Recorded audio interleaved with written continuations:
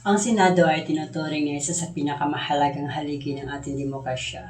Ang bawat senador ay may tungkulin na magsuri ng batas, bantayan ang kaban ng bayan, panagutin ang mga abusado at maging boses ng katotohanan para sa taong bayan.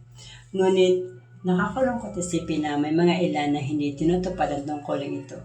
Sa halip na maging tagapagtanggol ng tama, sila pa ang nagiging hadlang sa pag-usad ng bayan dahil inuuna nila ang political alliances sa sariling ambisyon at proteksyon sa mga kasamahan.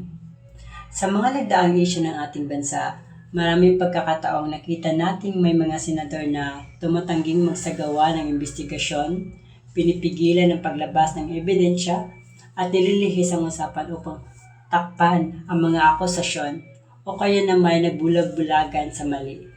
Ang ganitong mga kilos ay hindi lang simpleng kapabayaan, ito ay tahasang pagtataksil sa tiwala ng taong bayan. So imbis na maging ilaw ng katotohanan, sila pa ang nagiging dahilan ng kalituhan, pagkakahati-hati at kawalan ng hustisya.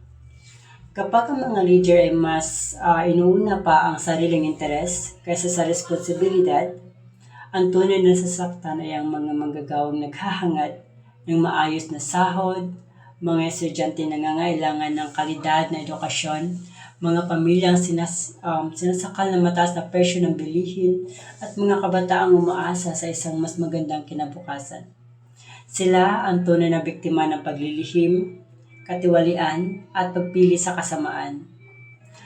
Panawagan ko lamang para sa tunay na tapang at katapatan. Ipaalala ko lamang na ang kapangyarihan ay hindi pribilehiyo, kundi pananagutan.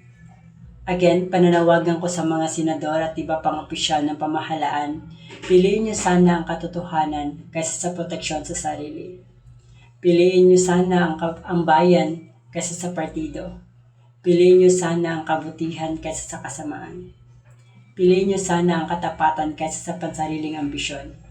Ang Pilipinas ay hindi aangat kung ang mga nasa kapangyarihan ay pinipiling manahimik, magbulag-bulagan o sumuporta sa mali dahil lamang sa pakikisama o takot na mawala ng posisyon.